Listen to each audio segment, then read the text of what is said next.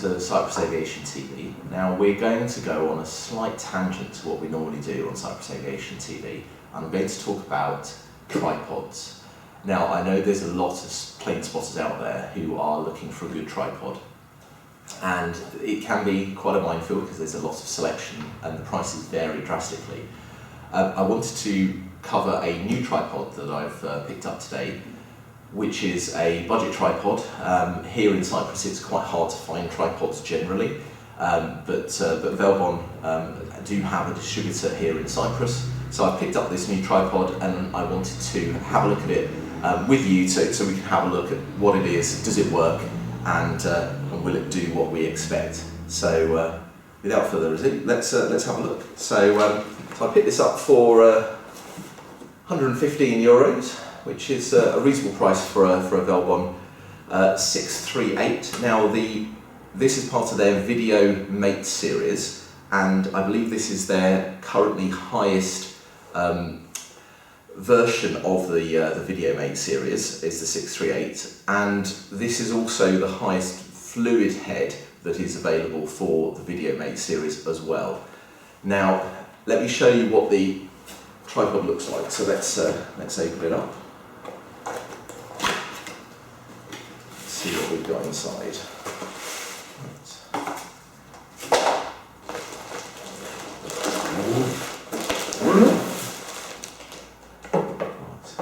Let's have a look at those specs later that are on the box, but let's have a look at the physical article first.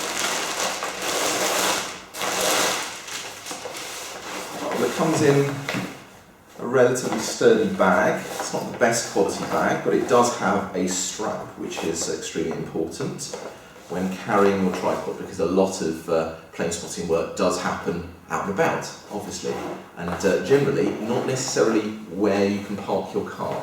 So that's always useful. It seems pretty sturdy, that strap. Let's pop this out. Right, we've got first of all our instructions in a number of languages, it looks like. Yeah. Not a lot there really, a bit of specification on the instructions, but let's put that to one side, not particularly exciting. Well, let's have a look at the tripod itself. Relatively weighty tripod, not the thickest of legs, but a decent quality feel to it. Aluminium, obviously, lots of plastic parts, but they don't look badly produced.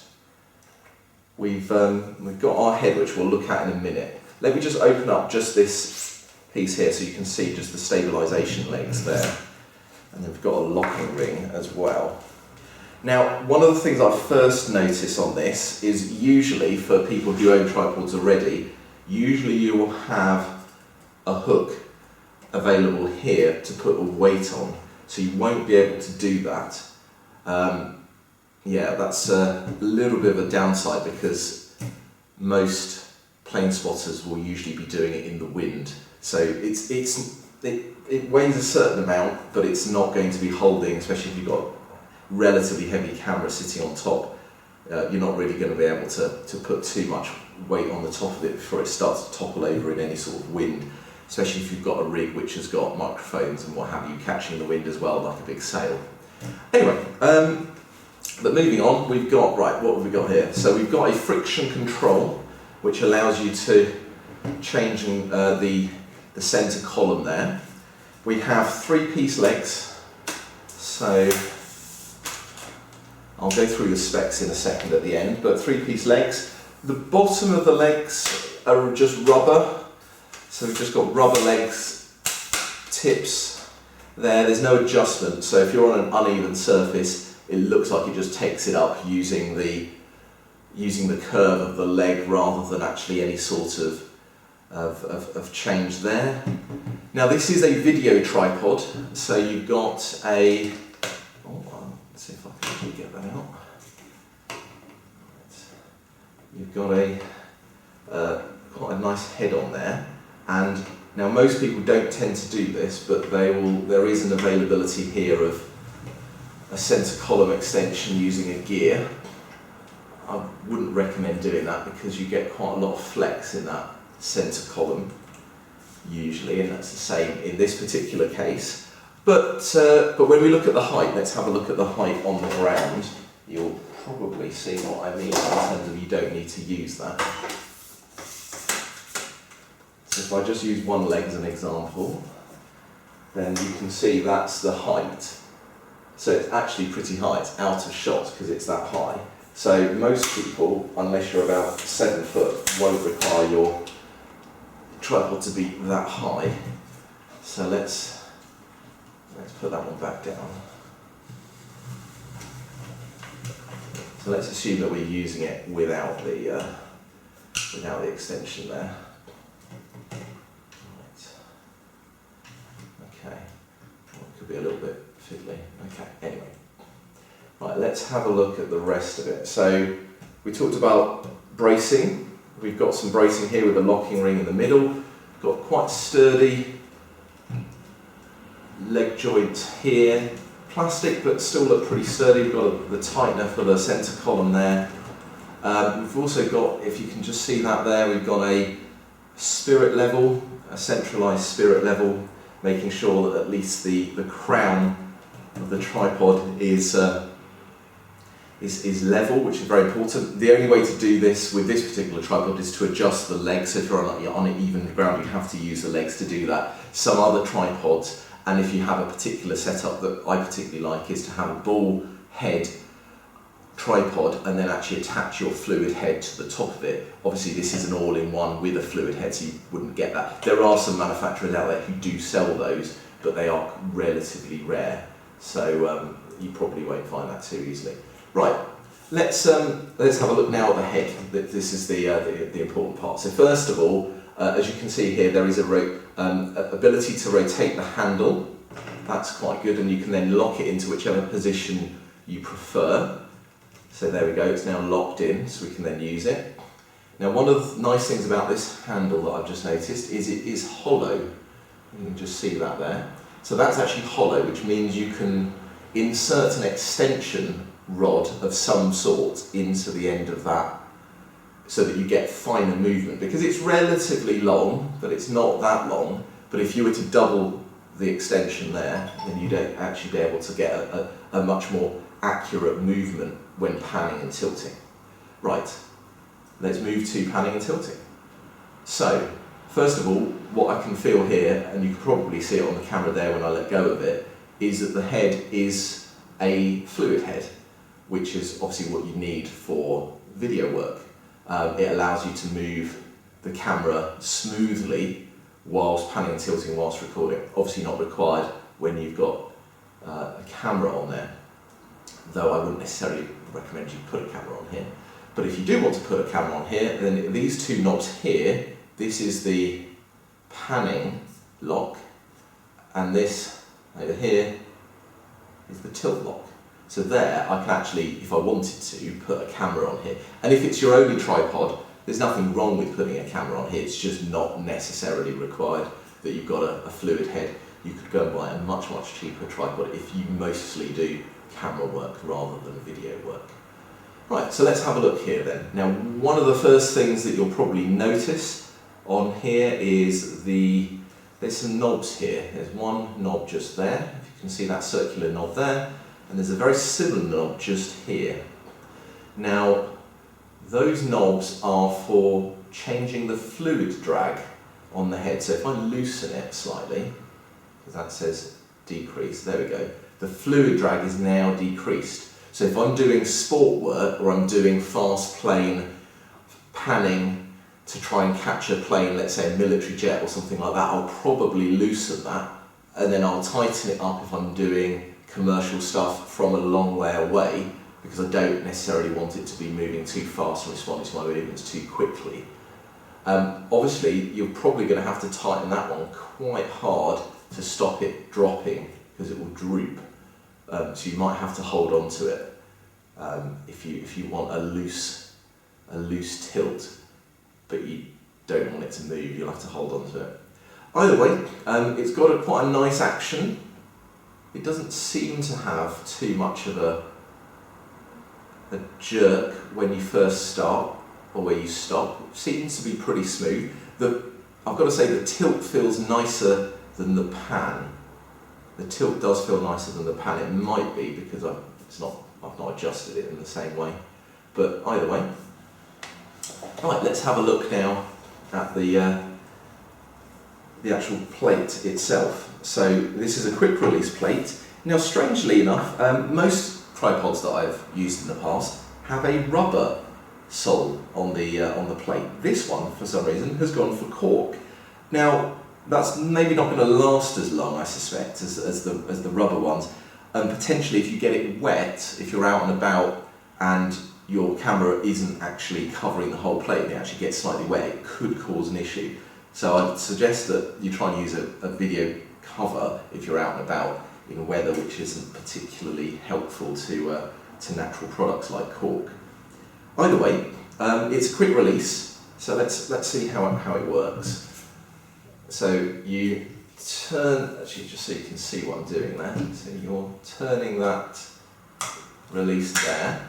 Now it locks that release in place. This is quite a common feature. It locks that release in place and then you can slide out the plate.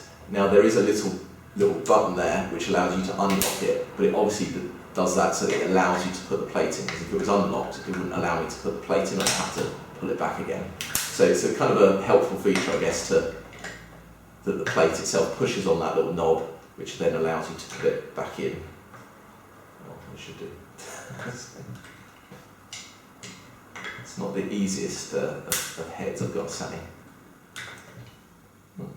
Interesting. Okay.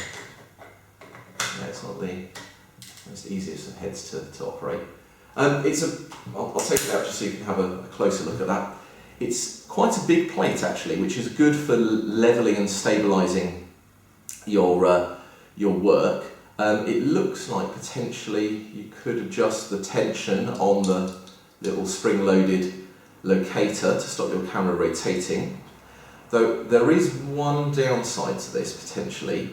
You can see there's the screw. Now that screw doesn't have a small handle, so usually you get even on really low-end tripods. I've bought €25 tripods that have got this. They've usually got a little handle which kind of folds away and you can pop it up and you can turn it by hand. Now there is a serrated edge to that, but I can't imagine being strong enough to tighten my camera onto that locating screw with my fingers. So you'd probably need a coin, and actually I've used it. Let's see if I've got, there we go, I've got a coin there. And you'd need a small coin to pop in there to turn that round, which is not great, but it just means you've got to carry a coin with you, not the end of the world. Now, let's see, what other features have we got? I think we've pretty much covered everything. So, all in all, it does feel like a pretty sturdy piece of kit. So let's just go through some of the specs. So, for anyone who's interested in what particular type of head this is actually written on the side, it's a Velbon 9 head, and there are various different versions of this, and I think you can buy certain heads separately from Velbon as well. But this is a PH368 head, so that's the PH368 head on the tripod. And let's have a look at some of the specs that we've got here written on the side. So I guess there's only one set of specs here. So in terms of height, it's saying that the height of the tripod, which I suspect is the height without the centre column extended, is 138.5 centimetres, which for most people will be a really good height, because once you put your camera on as well, you've probably got another 10 centimetres, so you're probably running at 148. So unless you've got a viewfinder which you need to have lined up with your eyes, you probably don't need to go too much higher than that if you're using a DSLR, using a screen, or if you've got a monitor. The maximum height is 171, so for most people that will be well beyond their eye height, because now you're talking about having the camera at probably 180, 185. If you've got a monitor attached, then the monitors are going to be about 190, possibly 100, or maybe even at 2 meters. So you'll never be using it at the full extension if you've got that sort of setup. It's saying its folded size is 67 centimeters, and its weight is just shy of 2 kilograms, which is a relatively hefty size, but again not big enough or heavy enough or sturdy enough for use in wind. So you might find that the wind is blowing you around slightly. The maximum payload, it claims, is 4 kilograms. Now that big plate at the top is actually quite sturdy on there, and I could imagine 4 kilograms. I'm not so sure though. I could imagine that the payload of the legs is good enough, but I wouldn't necessarily risk that with a 4 kilo. They do slightly higher spec versions of this this tripod, but with the same head, interestingly enough. But that seems a little bit high to me. But most cameras aren't that heavy anyway, unless you're using professional. And if you are using a professional camera, what on earth are you doing buying yourself a €115 tripod and putting a €4,000 or €5,000 camera on it, is what I would ask. The diameters of the legs are 26 millimeters, obviously 3 sections of legs. The quick release plate that I've been talking about has a model number here, which is a QB6RL. That's a QB6RL. So if you ever lose it, or you attach it to a camera and then lose the camera, then that's what you'll need to buy a new one of. It then tells me that there's a flip lock for the lock type, which is here. These are flips. Material is aluminium, as we said. The head type is both fluid in tilt and pan, and it's saying that there's rubber feet at the bottom of the tripod legs, and the included accessory, as we talked about earlier, was the Velbon branded carry case. Right, so I guess that's our view of the tripod as it currently stands, and I might post a video later on of actually using the tripod and actually how it fares with panning and tilting when we're outdoors. So keep a watch out for that one. Either way, thank you for watching.